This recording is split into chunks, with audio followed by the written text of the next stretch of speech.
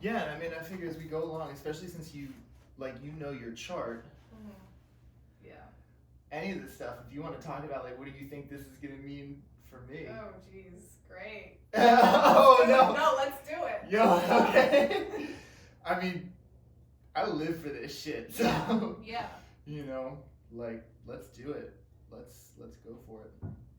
Tell me how chaotic January is gonna be for me. I'm ready. Let's for go. it. I'm so ready for it. Well, I mean, you're moving out of like Pluto conjunct your sun, so that's pretty huge. Yeah. You know. Yeah. Coming away from that. I think it's gonna be chaotic for. I don't know. I just always expected it to be chaotic for me because. Yeah. I was born during a Mercury retrograde, not to Oh, brag or anything. oh. Not to brag or anything. So you're really like back to the beginning in a way because we've got Mercury retrograde. Mm-hmm. Well, just came out of Capricorn. Yeah. You know, Capricorn season. Wow, you're getting like true birthday right now. Hell yeah. Hell yeah. So I'm gonna go through. I'll just go through all of the transits in chronological order, and then we'll go back and take a look at each one. Okay. Do a deeper look. Okay. So, January 1st, we have Venus at 3 degrees Sagittarius, square Saturn, 3 degrees Pisces. And then at 9:59 p.m., this is all in New York time, 9:59 p.m. on January 1st, Mercury stations direct at 22 Sagittarius. And it's been retrograde since December 13. January 3rd, Venus at 5 degrees Sagittarius forms an inconjunct to Jupiter at 5 degrees Taurus. And later on that day, Mars at 29 degrees Sagittarius forms a semi-sextile to Pluto at 29 degrees Capricorn. January 4 at 9:57 a.m., Mars ingresses into Capricorn. Love that. Yeah. Love that. Let's go. January 8, Mercury at 25 degrees Sagittarius squares Neptune at 25 degrees Pisces. January 9th, Mars at 4 degrees Capricorn sextiles Saturn at 4 degrees Pisces. And also on that day, the Sun at 19 degrees Capricorn trines Uranus at 19 degrees Taurus. January 11 at 6:56 a.m., we have a new moon at 20 degrees Capricorn.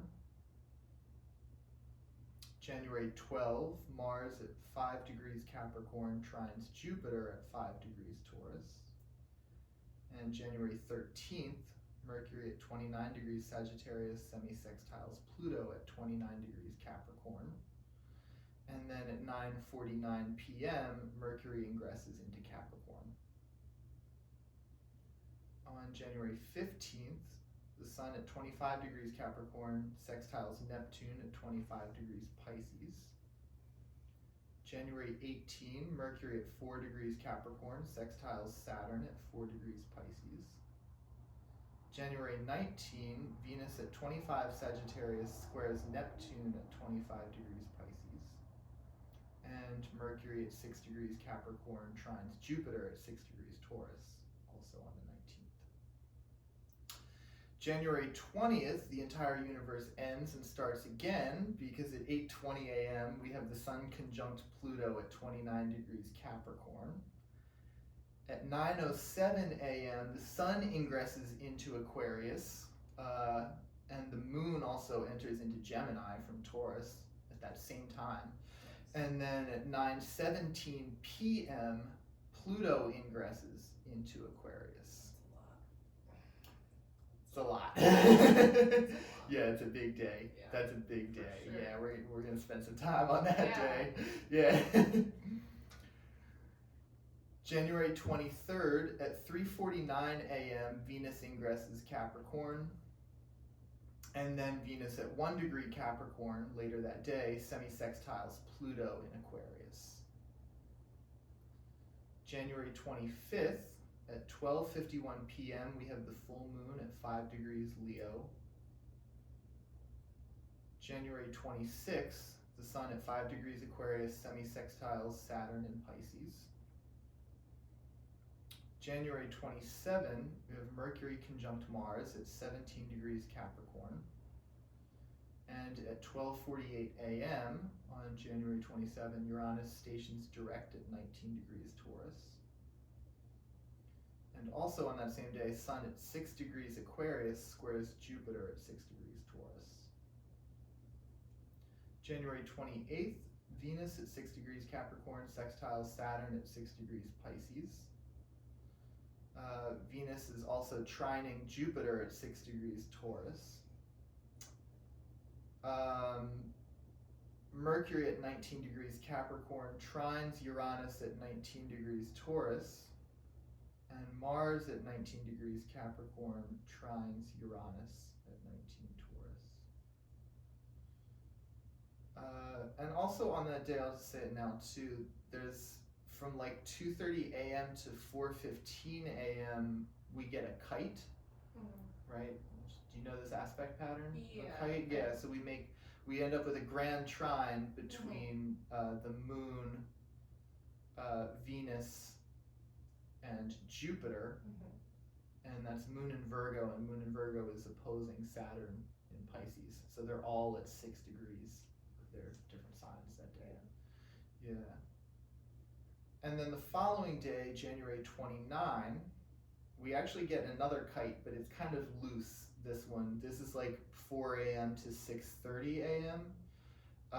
So this is moon now moving through like 18 to 19 degrees Virgo, makes a grand trine with the Mars-Mercury conjunction in Capricorn. Mars is at 18 Capricorn, Mercury 19 Capricorn, and Uranus at 19 Taurus. And then the moon continues on and it creates an exact opposition with Neptune at 25 degrees Pisces. So a little looser that day, but that's, it still feels significant enough to call it out as a kite. Yeah, for sure. Yeah. Yeah. So that's the month of transits. And just some general observations that I was making for the month. Jupiter is moving slightly slower than Saturn is this month. Jupiter moves, let me see, I think Jupiter was moving like 3 degrees over the course of the month. Jupiter moves from 5 degrees to 7 degrees Taurus. 5 degrees 35 minutes to 7 degrees 11 minutes Taurus. Saturn in Pisces is moving from 3 degrees 15 minutes to 6 degrees 20 minutes. So Saturn is moving just over 3 degrees, and Jupiter doesn't even quite move 2 degrees this month. So just kind of an interesting quirk for the month that Jupiter is moving slower. The 3 personal planets, Mercury, Venus, and Mars, all ingress Capricorn this month. They all enter into Capricorn. Yeah. And then we'll talk about this more as we go through them, but an interesting thing happens where Mercury and Mars make a semi-sextile to Pluto from the end of Sagittarius to Pluto at the end of Capricorn before they go into Capricorn. By the time Venus is the last one to enter Capricorn this month, Pluto's already in Aquarius. So Venus comes in, and then from Capricorn semi-sextiles Pluto in Aquarius, So we'll get more into it when we talk about the whole month, but that just feels worth noting. It feels worth calling that pattern or mispatterning out. And then other than the moon, all of the planets are between 3 degrees Sagittarius, which is the position of Venus at the beginning of the month, and 19 degrees Taurus, which is the position of Uranus, right? And even though Uranus is stationing, it doesn't move outside of that 19th degree of Taurus this month. So we're talking about just under half the zodiac, right? This is like 166 or so degrees of the zodiac that all of the planets are clustered into. So not the most extreme that it's ever been, but interesting that they're all kind of piled off to this one side. So, yeah, so let's look at each transit individually. So, January 1st, we open up with this Venus at 3 degrees Sagittarius square Saturn in Pisces. So the Venus in Sagittarius is like, this is like hot, adventurous Venus, you know, this is like, Venus Sagittarius is kind of like lust for life Venus, you know, and it wants to just get out. It's very intense Venus. Yeah. For sure. Yeah, in a way it is, but it's intense in a very outward and expressive sort of way. You know, it's definitely not the intensity of Venus that we have, or that we've been having of Venus in Scorpio. You know, like that's on a different. That's on a different level. It's on a different level. Universe over there.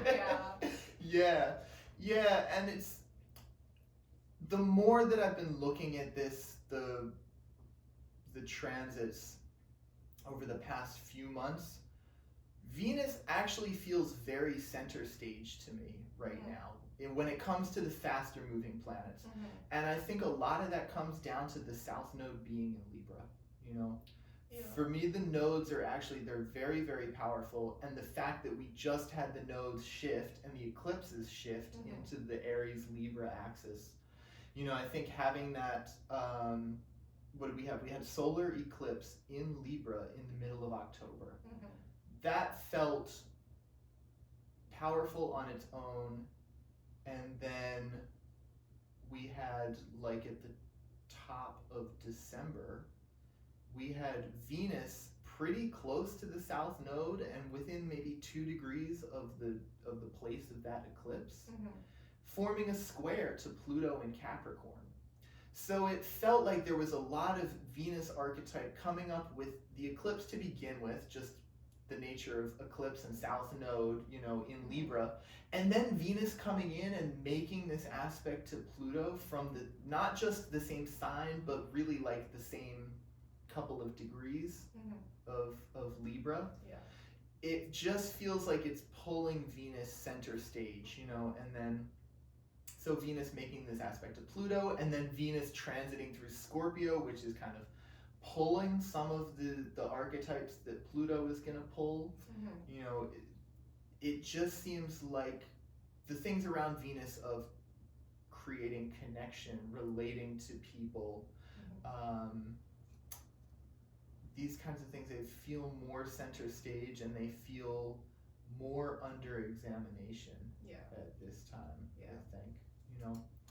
So the Venus Sagittarius is, it's a little lighter than that. It's definitely a little lighter than that, and it feels more outward. It feels a little more chill, especially because Sagittarius is the sign that we just had the Mars-Sun conjunction in. You know, so Sagittarius feels to be carrying a little bit of that energy. There's a little more go-getter energy than like inward implosion energy. Right, which is kind of where Libra is right now. So, but that Venus in Sagittarius squaring Saturn and Pisces, you know, I wrote down here, hot adventurous Venus gets smothered with a cold, wet blanket. I like that. Yeah. Yeah. It's accurate. Yeah, which is, you know, I think that's very much the thing, especially Saturn and Pisces is just, it's a big one right now. Saturn's been huge for the last few years, you know, and it continues to be huge, just in a less strict and more mopey kind of way. Saturn and Pisces, you know, it just doesn't have the structure of Aquarius. God, no. Pisces, no. Yeah. So, and then later on that day, so 9:59 p.m. is when Mercury stations direct That's at 22 degrees Sagittarius. So the retrograde station was December 13, so you can look from December 13 to January 1. These are your dates to check out for the Mercury retrograde cycle, to see what was coming up with that, right? Retrograde. This is rethink, re-examine, reflect in a way. And I think this Mercury retrograde, especially the portion when it's been in Capricorn, has felt particularly reflective. For sure. It's felt particularly inward. Yeah. And worth noting that the Cazimi was at 0 degrees Capricorn, right? We had within 24 hours, we had the solstice of the sun entering Capricorn, and then we had the Mercury Cazimi at just minutes into Capricorn, so there's already this inward thing happening of Mercury moving retrograde through Capricorn, and then to get the Cazimi, to get this sort of it's like an influx of new energy into the retrograde cycle, and it happens at the solstice point, the darkest, most inward point of the zodiac. So, that's the period to look at, December 13 to January 1, to see what comes up,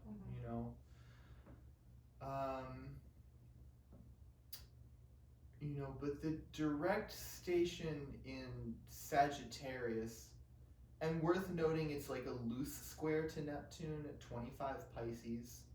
That's going to influence, I think that this Mercury in Sagittarius has much more to do with long range vision.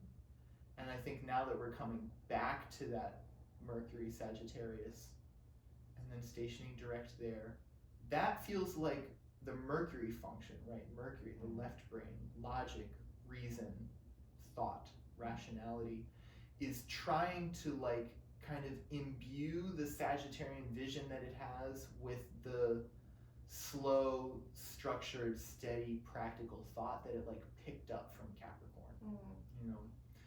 That it feels very much trying to kind of settle down in a way and figure out what the vision is and how to actually enact it. And then with Neptune making a square, it's this creates a lot of struggle to actually integrate that practicality. Mercury stationing direct, great, everything's all clear all of a sudden. Mercury square Neptune, wait, is it as clear as I think it is? Not so much. And also at the time that Mercury station's direct, it's forming a little loose, but a square with the moon at 19 degrees Virgo. So yeah. Damn Earth signs. I just, from an Earth sign person myself, it's just, anytime I hear anything like that, I'm I don't know. That's just. Yeah, totally. And I think in that there's an aspect of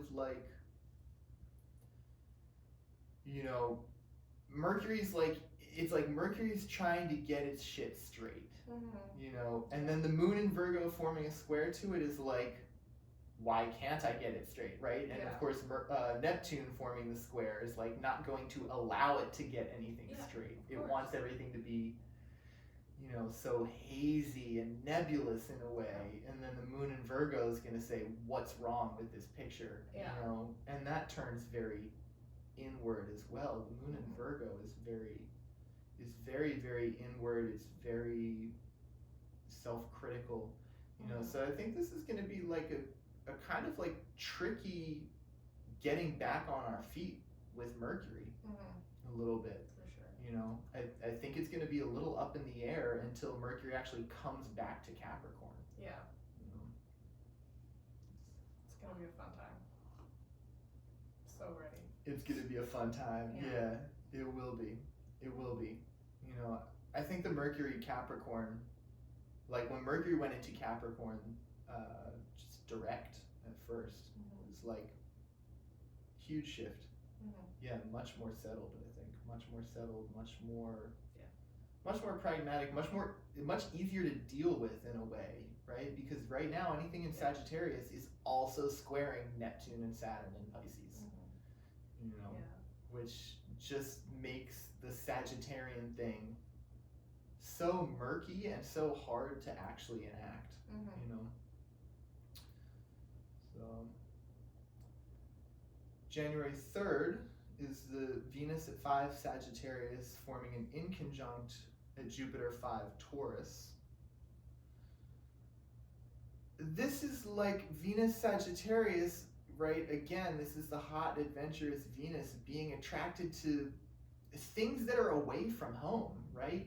Venus attraction in Sagittarius, away from home, adventure, you know, something outside of your kind of everyday, what you normally see.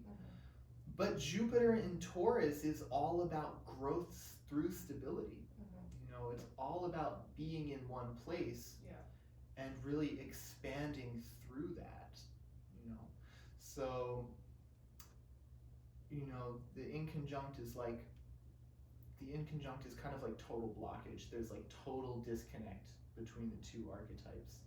You know, I think this one is really going to come down to your own personal placements. So for you, you've already got these strong Earth placements. The Jupiter Taurus thing is probably going to be a lot stronger than Venus in Sagittarius. Yeah. You know, where the Jupiter in Taurus is going to find so much grounding in who you are. You know, it's probably really comfortable and really nice and lucky, and a lot of like good things are settling in place. Hopefully, with Jupiter and Taurus. You know, so I think it's more that like Venus in Sagittarius is going to kind of come and stir the pot a little bit, you know, and there's just going to be this like, even something of like, I want to travel, but I know I can't travel because I have these certain obligations at home that are really important to me and are helping me to grow as a person. Sounds like me already. So yeah. Continuation of this. Yeah, pretty much. Yeah. And I think this is going to be a very passive aspect. You know, Venus already to begin with is a very passive energy. You know, Venus in Sagittarius, even though it's Sagittarius, which can be so active, it's still mutable. You know, Venus in Sagittarius, I think, it just kind of lets things get huge, you know, as opposed to really making things huge. And Jupiter, because Taurus is so stable, you know, Jupiter is inherently more mutable. It likes to move. You know, so I think this is going to be a very passive aspect that might just be more of an annoyance as opposed to something so large. Later on that day is the Mars at 29 Sagittarius making the semi-sextile to Pluto in Capricorn. That feels like a much more active or trying to be active transit, a very active moment, you know. That Mars in Sagittarius is like going out for adventure. Again, we had the Mars-Sun conjunction in Sagittarius, right? Like, what, about 5 or 6 weeks ago now? You know, was that like end of November? So, you know, the Mars in Sagittarius is like, it's going out for the adventure. It's wanting to get out and enact its vision in the world. And that Pluto Capricorn is so strong, and I think so strong, sitting at the 9th degree of Capricorn. It's been sitting there for a while. And it's so inward, and it really is just like that Mars that wants to go out just gets drawn back in to do some inner work by the Pluto in Capricorn, you know. And I think this has a similar feeling of like blockedness that the Venus Taurus inconjunct has. I think this one's going to have a much more intense effect. For sure. Much more intense effect, you know. But in a way, they feel like they reinforce each other. You know, especially like Sagittarius forming an inconjunct to an Earth Sun.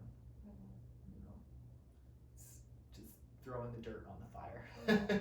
Why not? Yeah.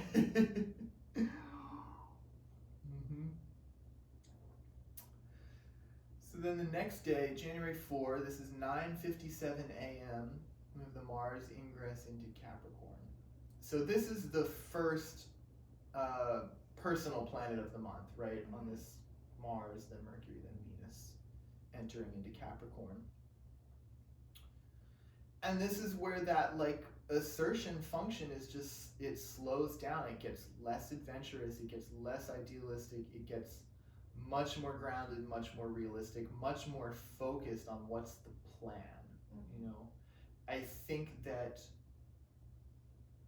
you know, because we're watching Mercury, we watched it go into Capricorn, now it's back to Sagittarius, and we're going to watch it go into Capricorn again. There's so much of this back and forth between Sagittarius and Capricorn with the personal planets right now. And it feels so much about tying together the vision of Sagittarius and then just the real practical plan that Capricorn brings to that, you know. And I think Mars, we're just going to see a more active expression of that, where Mercury it's just more thoughtful, it's more cerebral in a way, you know. And I think Mars, we're actually going to see more action on that front, you know. What's the vision and how are we actually doing things to like bring that into existence, you know. And we're going to see this pattern again with Mercury being at 29 Sagittarius, forming a semi-sextile to Pluto, and then entering Capricorn later on in the month. January 8th, Mercury at 25 Sagittarius squared Neptune at 25 Pisces. This is confusion, lost in a dream, being distracted by things from other realms. Mercury in Sagittarius to begin with gets distracted easily. You know, Mercury Sagittarius is just kind of all over the place. It's very ungrounded, you know. It's a squirrel looking at the next shiny object. You know, and then when you bring Neptune and Pisces into that, because Neptune and Pisces could be a million shiny objects that you think are there but aren't even there, this is just like distraction and illusion, you know. January 8 is like, it's kind of funny because, right, we have January 4, Mars going into Capricorn. 4 days of Mars in Capricorn, and then Mercury makes this square to Neptune, and it's like, you probably don't want to try and do any work that day. Yeah, I'm making a note right now. January 8th. That's my note. No explanation, just watch out. Yeah, just watch out. Watch out for this, you know, stay in the bed an extra couple hours that morning. What day of the week is that? We don't know. It's a Monday, okay. It's a Monday, yeah. Oof. Great. Ooh. That makes it even... Yo, it's a Monday that you thought was still the weekend, you know? You thought you got Sunday again. January 9, next day, Mars at 4 degrees Capricorn sextiles Saturn at 4 degrees Pisces, and we have the Sun at 19 Capricorn forming a trine to Uranus at 19 Capricorn. Sorry, 19 Taurus. Sun Capricorn trine Uranus and Taurus. There's a lot of energy on this day. You know, a Sun trine Uranus day is just, you're getting that kind of like brilliant influx of energy. You know, Uranus in Taurus, yes, Uranus in Taurus in a way is stuck. It's like overly grounded for Uranus, right? Because Uranus is just so chaotic and it likes to just like shoot you that lightning voltage at all times, right? Even being in the earth signs, I think having the trine between the Sun and Uranus, it's going to be, there are going to be flashes of like kind of brilliant inspiration on that day. And I think just being in earth signs is actually going to slow it down a little bit, that makes it more workable for most people. That it's going to be like, it's not going to be an overload and blow the fuse. It's going to be like, here's a really great idea. And then having Mars Capricorn sextiling Saturn, Mars sextile Saturn is really, there's a lot of structure in that. There's a lot of Mars in Capricorn already has so much structure and so much groundedness and so much focus and so much ability to stick with what it's doing. And then forming the sextile with Saturn, that's just supporting it even more. There's really a lot of great support to do something that's maybe new and creative, you know, or inspiring to you. It's the day I'm gonna think of my $1 million idea and be rich.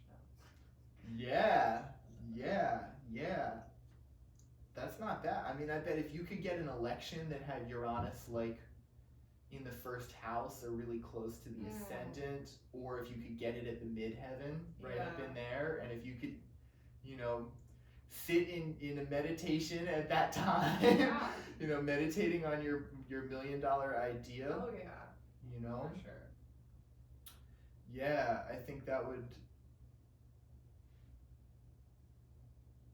do pretty well with that. Or even if you had like Sun, Mars, like if you could get Mars at the ascendant and Sun in the first house, and then Uranus, Taurus in the 5th house, if you could get an election that makes one of these configurations and you know, have Saturn where it's not like conflicting with anything too much, you know. I mean, if you have Capricorn rising there and then Saturn Pisces in the 3rd house, it's going to be, you'll have a really structured way to communicate your ideas. Yeah. I would rather not be a Capricorn rising though. That would be way too much. Well, I'm saying if you made an election that had Capricorn rising, right? Yeah, if you made an election. Yeah. Yeah, I know. I hear you on that. It's too much Capricorn. Too much. Yeah. So then a couple days later, January 11th, early in the morning, 6:56 a.m., we have the new moon at 20 degrees Capricorn.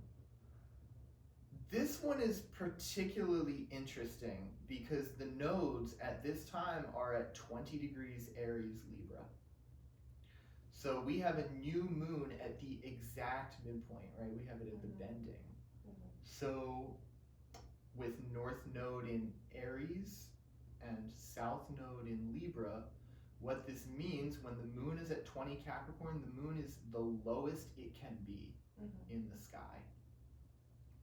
You know, so, and we're having a new moon there, which I think is going to be very descriptive as to what the Aries Libra eclipses are really about, in a way, you know, because we've only had a single Aries Libra eclipse so far, right? We've only had that solar eclipse in Libra in the middle of October. Yeah.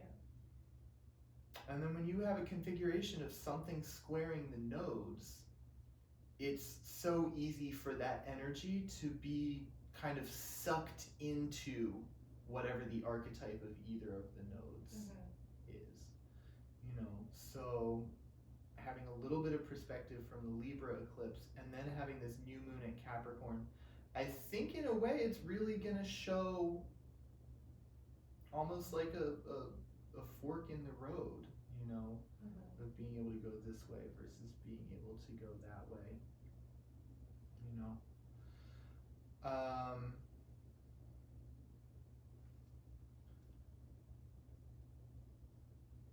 And what do we say here?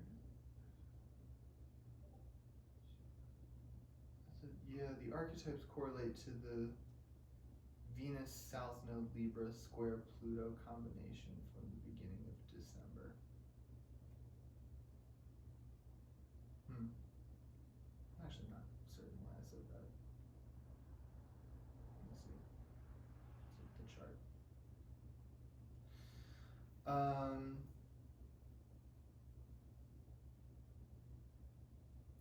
Yeah. It's more of just, that's an intuitive thing to me. It's just the Venus archetypes feel so highlighted, you know? And I think it really comes down to Venus with the South Node, Venus square Pluto. It's making the Venus function much more inward than it normally would be. And in a way, it's taking the Libra function, right? Libra is normally much more outward. Mm-hmm. You know, it looks outward. It looks to create harmony with other people. Mm-hmm. It's cardinal. It's air. It's yang. And with the South Node there, with the eclipse there, with Venus from there squaring Pluto, that whole set of archetypes is just being turned more inward, I think. And then having a new moon in Capricorn, right? We're talking about the darkest sign of the zodiac, mm-hmm. you know, in terms of just literal light in the sky. Mm-hmm. This is such an inward sign, you know, so I think there's going to be a lot of resonance, you know, and this new moon is happening at a time when we still have Pluto in 29 Capricorn, so Pluto is still there coloring the archetype of Capricorn. It's just making it even deeper, even darker, even more inward. All of these things are just getting heightened, all of these aspects of it, you know. So I think it's going to be a very, very reflective moment. And it'll be interesting to see how the Aries archetype comes up and plays into this. Because Aries is where the North Node is right now, you know. So, and the North Node is in some way showing us a thing that we're like drawn to in this time, you know. It is a point of forward direction, you know, at this time.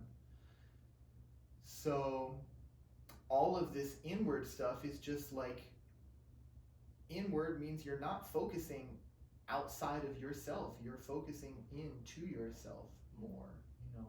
So I think the inwardness of Capricorn right now is just bringing more focus on your individual self, on your ego, and how you're expressing yourself. You know, all of these archetypes are coming together through this.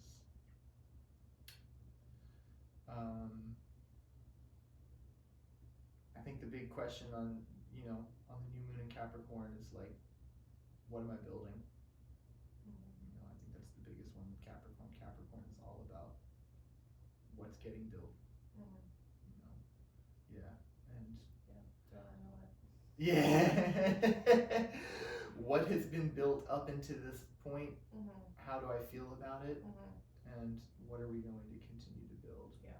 You know, I was just gonna say, what can I do more? Or yeah. I'm going to do more. Totally.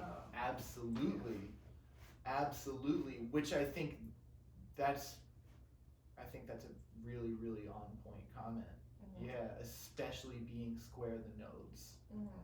What can I do more? Because there's so much in the nodes. Yeah. With, you know, and having eclipses there, being in between the two eclipses.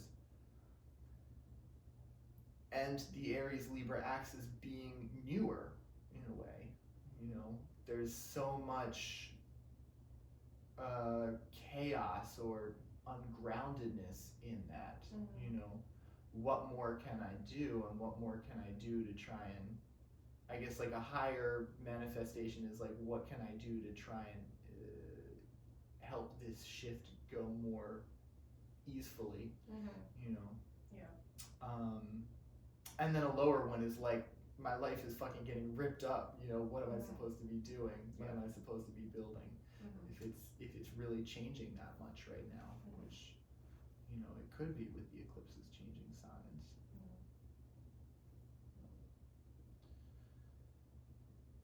Next day, January 12th, this is Mars at 5 degrees Capricorn trine Jupiter at 5 degrees Taurus.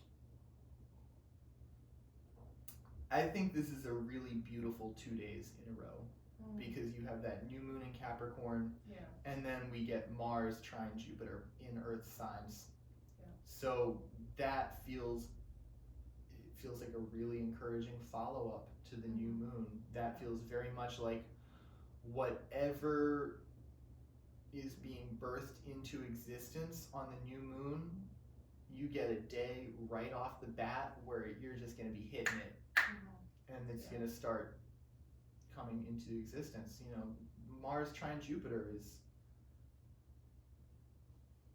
things work out. You know, Mars trine Jupiter is the thing that I try to do works out. You know, so I think it'll be a very nice couple of days.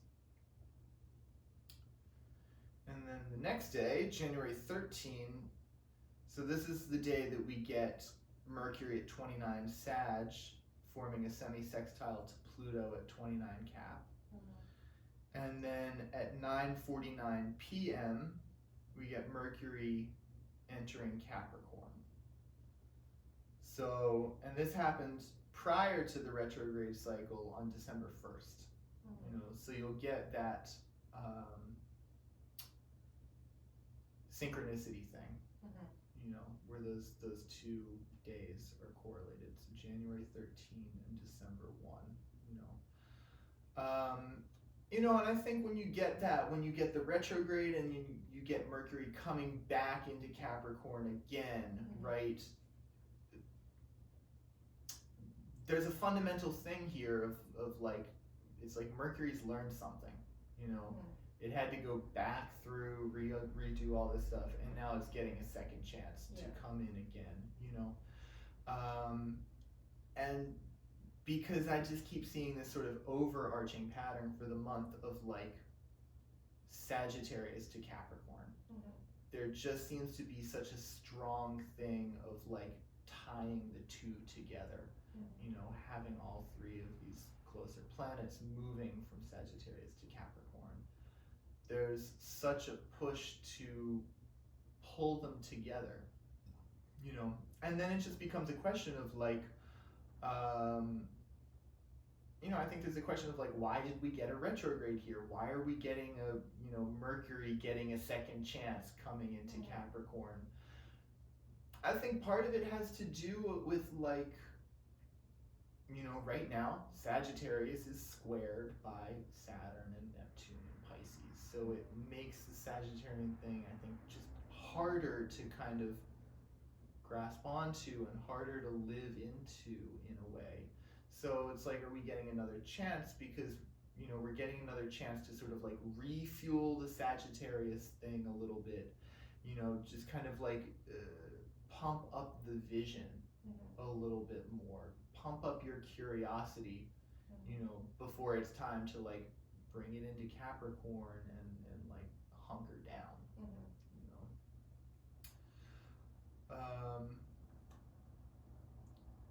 So, and this is, so Mars on January 4th did this same thing, right? Semi-sextile from 29 Sag to Pluto at 29 Capricorn.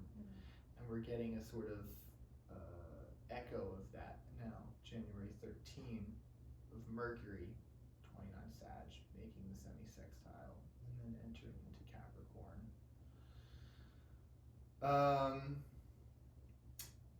And I think that the semi-sextile to Pluto in Capricorn, it does also bring, it brings out like a hollowness to Sagittarius. You know, Pluto in Capricorn is the thing that's able to make Sagittarius kind of like see just how ungrounded it is, you know, and how big picture focused it is at the expense of so many details, you know. So, you know, I think that we're getting a bit of that, you know. We're getting a bit of this like, it's just a funny thing of like, you know, Mercury coming back into Sagittarius again, but then going through this like semi-sextile with Pluto, and it almost feels like Pluto is it's like a memory wipe. You know that thing in Men in Black, and they like do the thing and it wipes your memory? There's a feeling of that to me. You know, especially considering that Mars in Sagittarius, Mercury in Sagittarius are creating this aspect to Pluto. You know, Venus is not going to make this aspect to Pluto before entering into Capricorn. So it almost feels as if there's something that's trying to be removed as well, you know, out of the Sagittarian thing before it moves into Capricorn. you know, and I think a lot of it does have to do with like groundedness, practicality, realism, and attention to detail, you know. So I don't think that it's about trying to wipe away a vision thing, you know, and I think that's why the Sagittarius thing is so strong right now. Yeah. You know, but I think Pluto from Capricorn making the semi-sextile is like focusing. It's really like polishing. It's polishing the archer's point, you know, before it shoots the bow. I think that's a lot what that's about. January 15, Sun at 25 Capricorn makes a sextile to Neptune at 25 Pisces. And this is like getting an opportunity to actually use that Neptunian energy and really direct it into reality more. You know, we've had so many things recently of Neptune in Pisces square, fill in the blank in Sagittarius. You know, it did it Sun, Mercury, Venus, Mars, all within the last, you know, like 6 weeks or so. So we kept getting these Neptune squares. Now we're getting a chance of like, it's a sextile. There's a chance to take this opportunity, you know, to really seize the moment and do something with it and not just kind of get messed up by it, you know. A few days later, we got Mercury 4 degrees Capricorn forming a sextile to Saturn at 4 degrees Pisces. And this is just grounded, structured thought. You know, Saturn is giving discipline. Saturn being in Pisces allows a little bit more flexibility, right?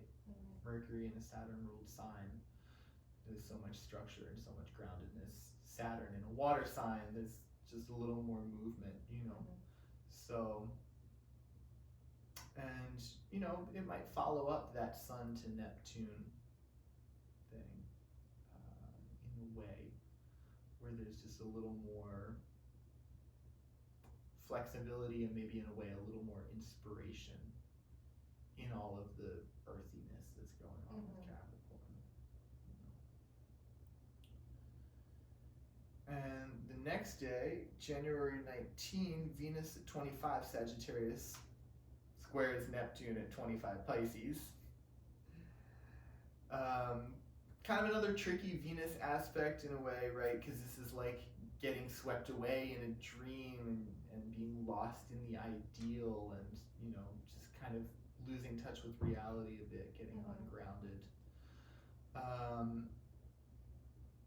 I figure it's going to feel nicer than the Venus-Saturn and the Venus in conjunct Jupiter, you know, both of those that we got earlier in the month.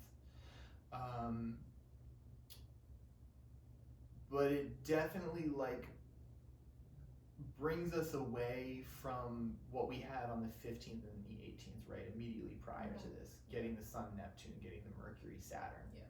You know, those are like 2 feet firmly on the ground, and then all of a sudden, you know, Venus comes in and it's like adventure, wow, the universe, like totally out to lunch. Yeah. You know.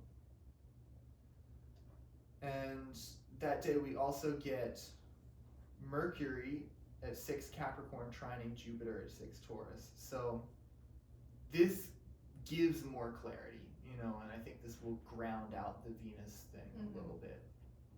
You know, yeah, it's just very clear, and it has a lot of like depth with its perspectives. You know, Mercury Jupiter combinations I think can usually like zoom really in and zoom really out. And kind of see clearly through all these different depths. And then it's January 20. So January 20 is the day at 8:20 in the morning. Sun conjunct Pluto at 29 degrees Capricorn. And it's also making an exact trine to the moon at 29 degrees Taurus at this time. And then less than an hour later, 9:07 a.m., the sun moves into Aquarius, and the moon would have just entered Gemini at this time. And then 12 hours later, 9:17 at night, is when Pluto enters into Aquarius. So this is like huge shift. You know, I don't think that this can be understated at all. Yeah. You know, this is an enormous shift. This is the second of 3 times of Pluto going into Aquarius, right? It originally went into Aquarius like right around the equinox at the end of March, March 23rd. And it was there until the middle of June. So, what's that? Like 10 weeks? It was there for about 10, maybe 11 weeks earlier this year. And now we have it, so January 20 until the beginning of September. So we're about to have 7 and change months of Pluto in Aquarius, so significantly longer than that first time going in. Yeah. And then the last time, right, so then we're going to have like 10 weeks approximately of Pluto in Capricorn to wrap it up. And then November 20, Pluto goes into Aquarius. This is November 20, later on 2024. It goes into Aquarius, and that's it. It's there for 20 years. It's there until 2043. Yeah. So, you know, January 20, we're about to get a very serious taste. You know, I think this spring, we got a taste of what it was like. You know, we got a taste of what it was about. There was so much more coming up with AI, you know.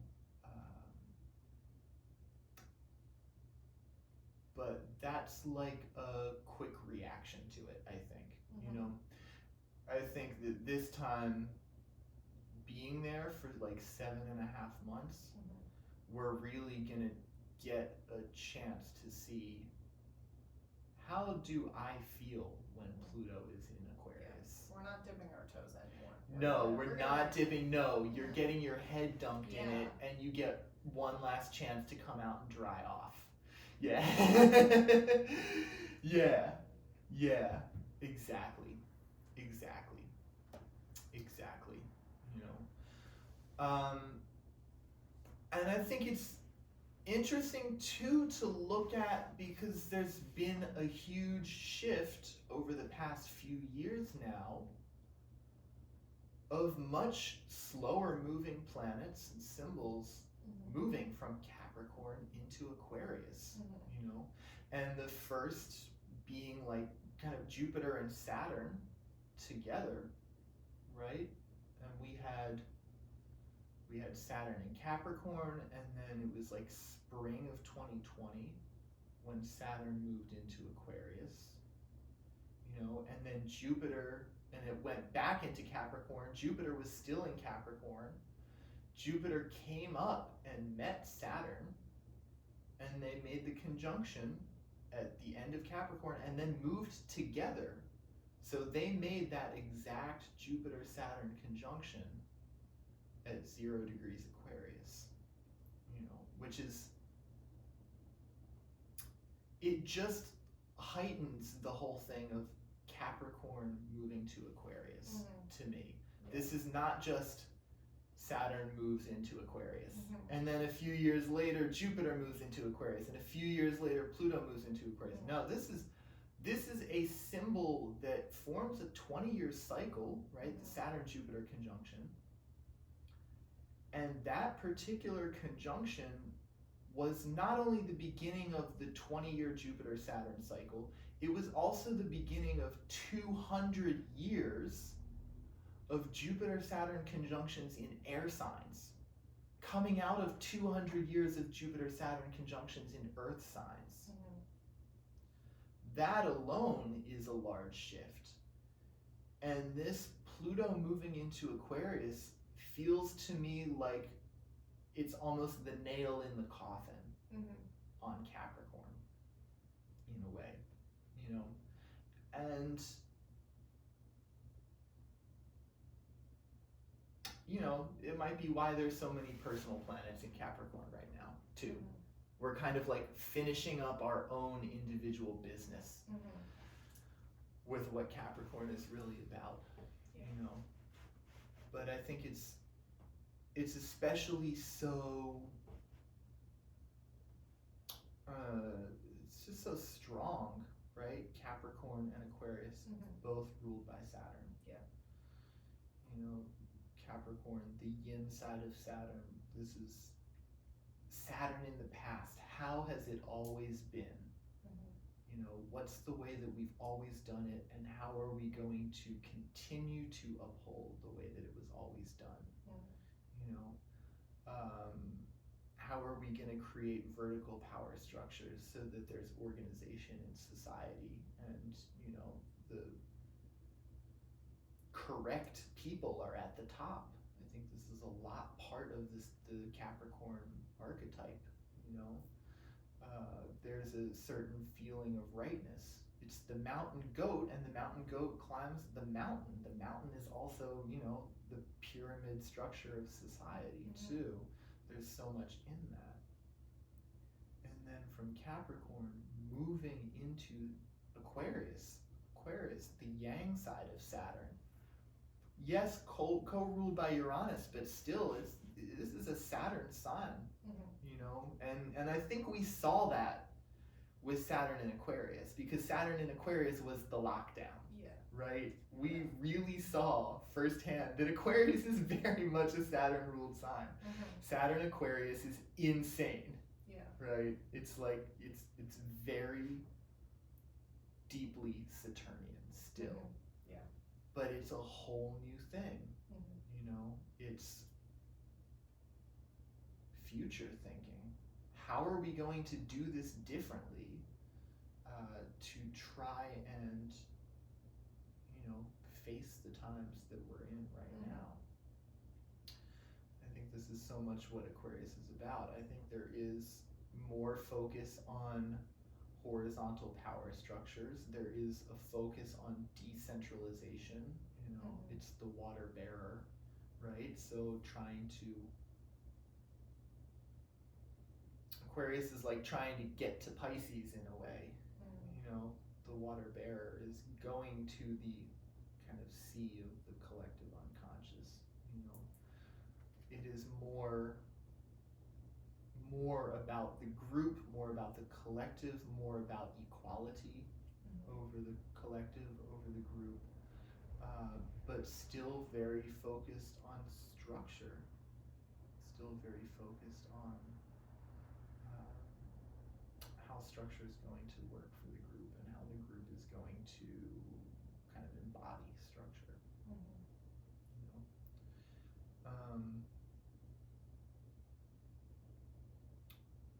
Yeah, it's a huge shift. It's a huge shift, and I think there's a part of it too that has to do with, if you look at how intense and even, like, in a way aggressive the period of Saturn being in Aquarius was, right? Especially like looking at Saturn in Aquarius as correlating entirely to the lockdown. You know, this was a really, that's the word for me, is aggressive. It's a very aggressive time, you know, when everybody has to stay inside, everybody has to wear a mask, everybody has to do this thing, you know. I think that Pluto coming into Aquarius, I think that part of it, because Pluto is about getting down to the deepest, darkest depths of things and enacting a transformation there. I think that part of Pluto in Aquarius is going to be hashing out our relationship with how that went down, you know, how we really feel about that, you know, on a personal level and on a collective level. You know, I think there's going to be a lot of like was this the right and proper way to act? Is this a way that we can continue to act as a society? Whether or not we're talking about a pandemic or we're just talking about, something else. Is this something that we can do as a society or even as a human race? Is this a way that we can function? Is this a proper way to go forward for us? There's gonna be a lot in there.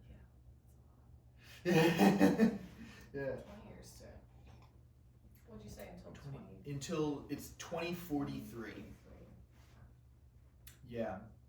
Yeah, so with the toe dip starting in March, yeah, we're getting 20 years total. Yeah, that makes me. I'm like trying to think what was happening in my life at March, like in March, and what'd you say until like June-ish? March till the middle of June, yeah, June 12th. Trying to think how I was feeling, what I was going through, just to maybe get a little taste, but.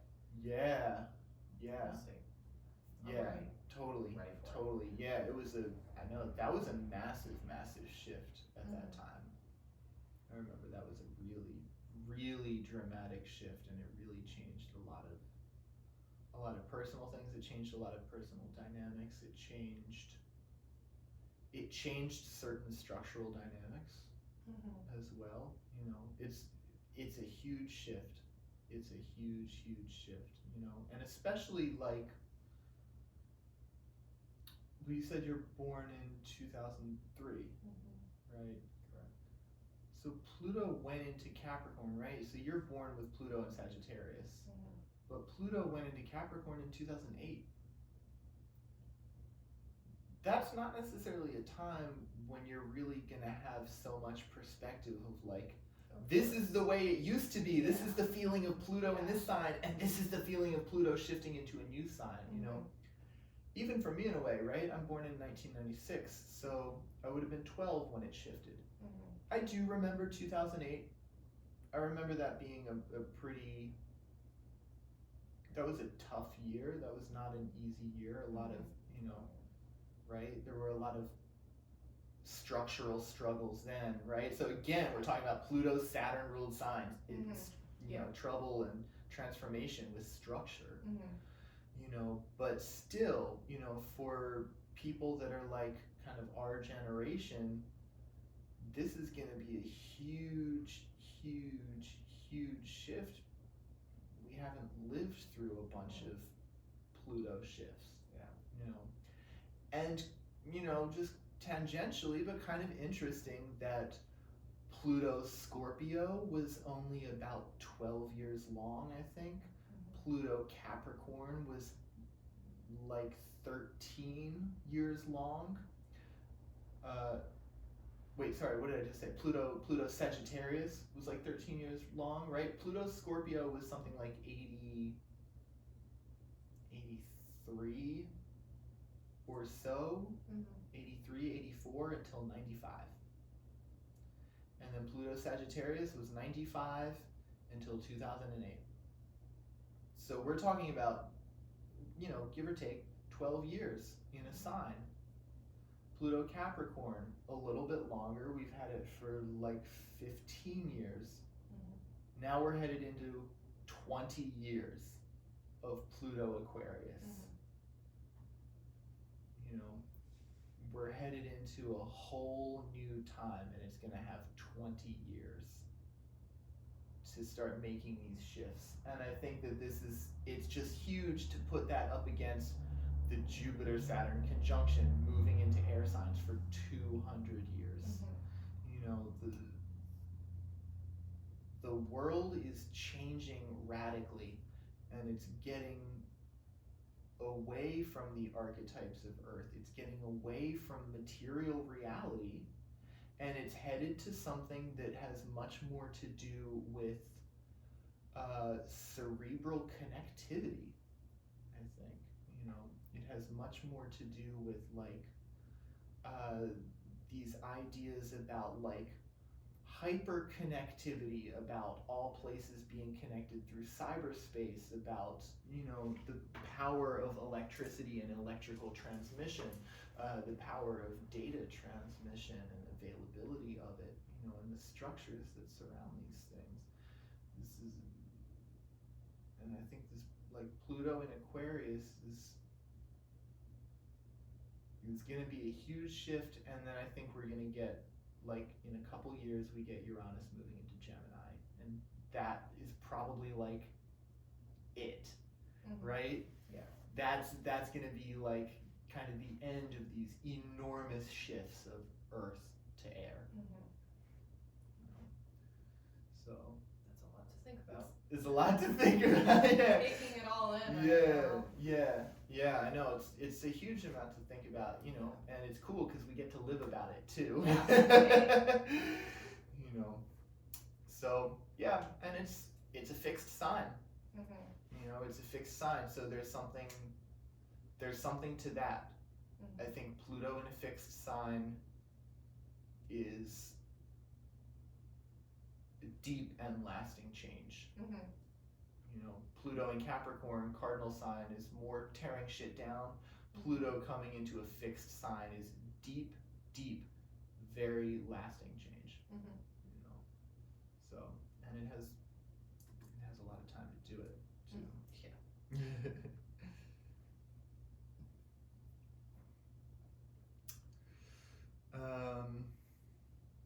The month continues onwards. January 23rd at 3:49 is when Venus moves into Capricorn. And then we get later on that day, Venus at 1 degree Capricorn, semi-sextile Pluto in Aquarius. And it's interesting to me that we had, like I said, Mars and then Mercury, both forming this semi-sextile to Pluto from 29 Sagittarius to 29 Capricorn. And now Venus, the last of the personal planets, moving into Capricorn this month, this year, actually, right? It's not doing that. It's not going through this aspect to Pluto before entering into Aquarius, and I think that there's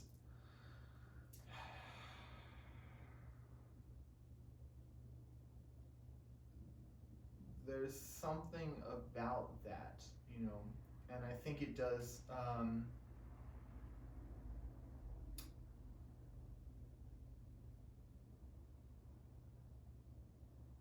I think it has to do with changing our relationship to Capricorn, that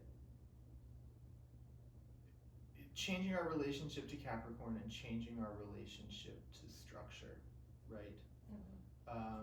Because now it's Venus's relationship. Venus is entering Capricorn and immediately getting this semi-sextile, right? Whereas the other two were at the end of Sagittarius and feels like getting whittled down, getting polished, getting focused, moving into Capricorn. Now Venus is coming in, and this is like, so Pluto, the archetype of really deepest and most transformative change, this symbol has just left Capricorn, and now Venus comes in, and it's almost like the personalization of what's going on. This is the way that I look at it, of now Venus comes in. Venus is much more about just personal relationship. This isn't transforming the purpose of your soul on the level that Pluto is. Yeah. This is just changing relationship, and it's getting that aspect from Pluto. Yeah. So it's forcing us to look at something and the way that we relate to something, the way that we interact with something there. January 25th, 12:51 p.m. we get the full moon at 5 degrees Leo, and it makes a square to Jupiter. Jupiter's at 6 degrees of Taurus there. And then, actually it might be at 5 degrees there. Double check that. Let's see. Jupiter at 6 degrees Taurus. So almost exactly square. This is very, very close to T-squaring that lunation.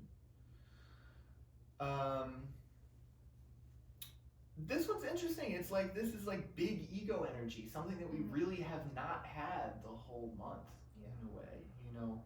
And now we get this full moon in Leo making a square to Jupiter. Moon square Jupiter is big and grandiose and overindulgent. And the moon in Leo is...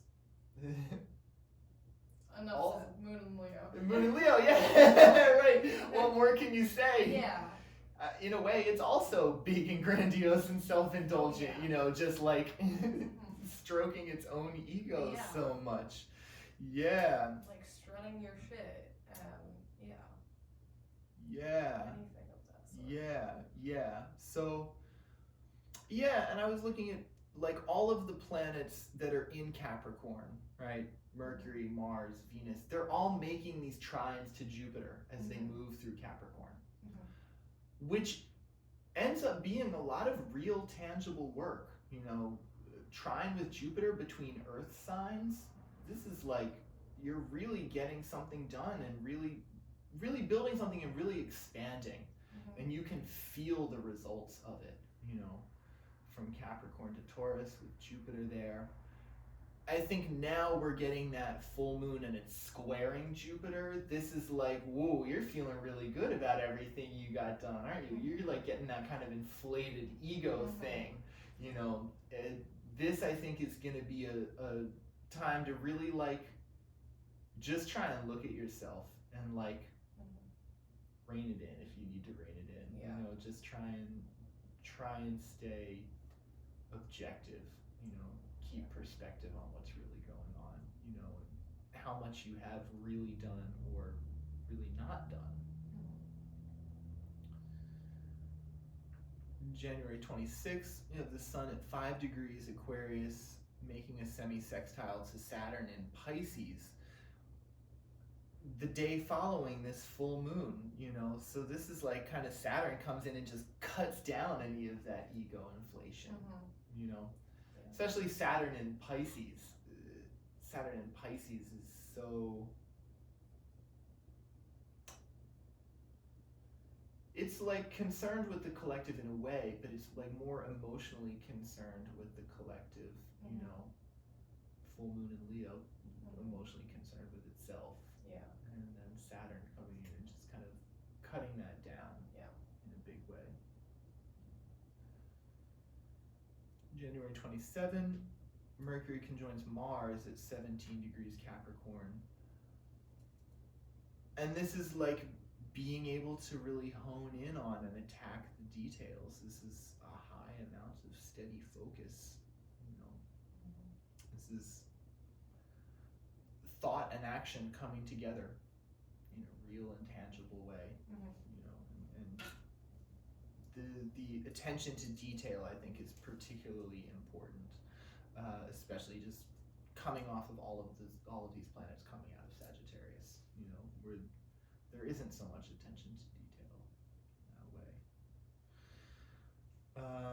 And this is also the day, early in the morning, 12:48 a.m., really the middle of the night. It's January 27. This is when Uranus stations direct at 19 degrees Taurus. Uranus is more or less stationary the whole month. It doesn't move outside of that 19 degrees Taurus. It moves like maybe 30 minutes or so over the course of the month. And it's been retrograde since August 29th of this year. You know, so I think Uranus in Taurus is already chaotic. It's unstable, or it's insecure about the nature of stability, you know, and having it retrograde, I think, it's brought more chaos to that. Yeah. So then stationing direct is going to be, I think, just like cool it out a little bit. I don't think that it's going to be felt immediately. I think it's really going to take, I was looking at this and trying to see how fast it moves. It was more like March when Uranus really starts moving, you know. So in a way, I don't think that we're going to really feel that direct station so much until it starts moving again later on in the winter, you know. And that same day, we have Sun at 6 degrees Aquarius square Jupiter, 6 degrees Taurus. You know, and this is where, so the Sun is in Aquarius ruled by Uranus, and the Sun in Aquarius wants to explore the more cerebral realms, and it wants to think about things and intellectualize and invent, come up with new things. And Jupiter Taurus just like wants to stay comfy at home, wants to stay put, it wants to stay where it is, you know. So we're gonna start getting that rub a little bit between the Aquarian thing and the Taurian thing, you know. So, and the Uranus direct station and Sun Aquarius is really gonna, I mean, it's all a little overshadowed by Pluto going into Aquarius, you know.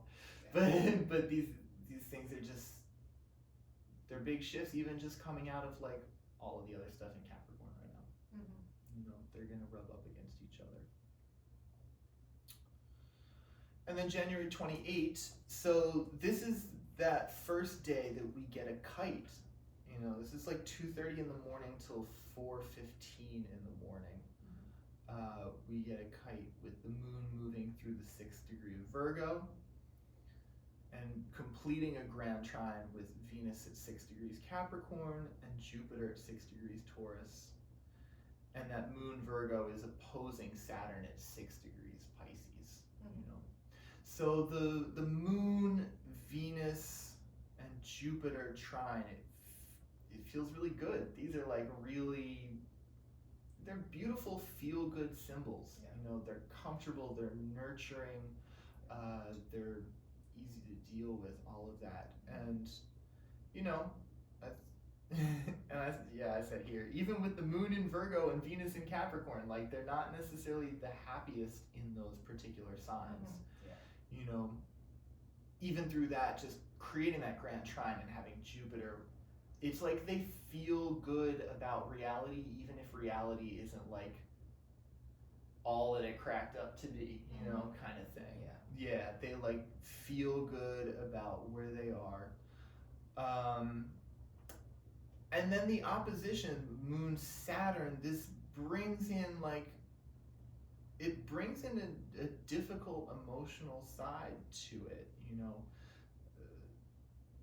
I think the moon in Virgo is very self-critical. And when the moon is in Virgo opposing Saturn, Saturn like brings in some external reason for it to be self-critical, you know. But I think here, just having the support in that grand trine from Venus and from Jupiter, it's like you feel okay about it. It's more like, I know that this is not going well and I can do better, and I actually can do better with this because there's proper support from these other planets. This is more of like a growth moment than a like emotional implosion moment, you know. This is, it feels like a really good moment to kind of sit and reflect, you know. Yeah, to just look at yourself, look at the state of your life this time, and see what's going on, and get like a pretty clear insight, and also get like a good settled confidence about what you want to do about that, you know.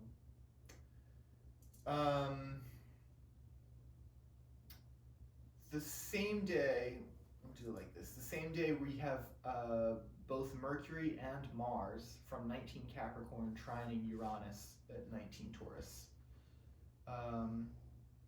And then the next day, January 29th, this is like 4 a.m. to 6:30, that particular trine, right, Mercury and Mars in Capricorn trining Uranus in Taurus, complete a grand trine with moon at 19 degrees Virgo. And then this is where that moon then moves into the opposition with Neptune at 25 Pisces. So looser aspect than the day before, but another kite with a totally different feeling. A totally different feeling. You know, where the one on the previous day, Moon, Venus, Jupiter, very passive, very comfy, very like, you know, let me just like feel supported by this couch right now.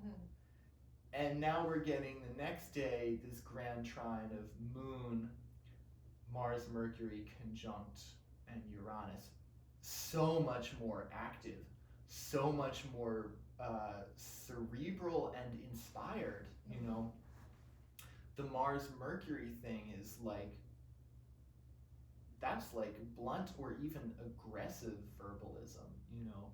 And then having it trine Uranus, there's an element of chaos, but there's also an element of brilliance, of just, you know, saying shit that you think is getting right to the point, but it's actually very cutting and actually like kind of genius in a way. You know, and then having the Moon in there, this brings a kind of emotional drive to the whole thing, I think. You know, there's a lot of connectivity, and then the Moon opposing Neptune in that, there's like a higher purpose coming into this. You know, having Neptune and Uranus involved in this particular configuration, this is really tapping into something that's kind of, it's kind of beyond the like Earth archetype reality that we have gotten so much of through the course of the month. You know, the Uranus Neptune thing, it does get into like, it gets into the air thing more with Uranus. You know, it gets into the beyond. It gets into other levels of reality, other, you know, energetics, this kind of thing. And it also brings an aspect of the ideal. The Moon-Neptune combinations really bring a heavy idealism into things, you know. But if that idealism is then getting supported by like just kind of brilliant vision from Uranus, and then it's getting like supported action from Mars, you know, and Mercury is able to really see things in a detailed way, something really beautiful can come out of this. It's not going to be totally ungrounded, you know. It's going to be, I said fundamental, archaic, and primal. You know, I think that's the feeling of it. Yeah. That's the whole month. That's January. It's a lot to think about. Yeah. As you're like explaining everything, I'm just like in my own head, I'm trying to think what's gonna happen. Yeah, Like, totally. What crazy shit Totally. am I gonna go through? Yeah, definitely. That's just where my mind goes. Yes. What chaos can all this bring? Yeah. I'm ready. Yeah. What wild, insane things can take place. Yeah. I think especially those last couple configurations in the month are. I'm really interested to see what goes on with those. Yeah. You know, and in a way, just having the trines between the Capricorn things and then Jupiter and Uranus in Taurus. Yeah. You know, they're not even like so specific to the day. They're there. You know, they're gonna shape. Yeah, they're gonna shape the time. You know, and I think it'll be very interesting to see how those play out, because I think a lot of really good solid things are gonna come out of that. Yeah. You know, I don't think that's gonna be too insane. I think it's gonna be actually like, wow, stuff is working. You know, stuff is working and coming together. We're not just getting a bunch of fucking squares from Saturn and you know. This kind of thing. I am gonna run to the bathroom real quick. Mm-hmm. So a lot to think about. Yeah. It really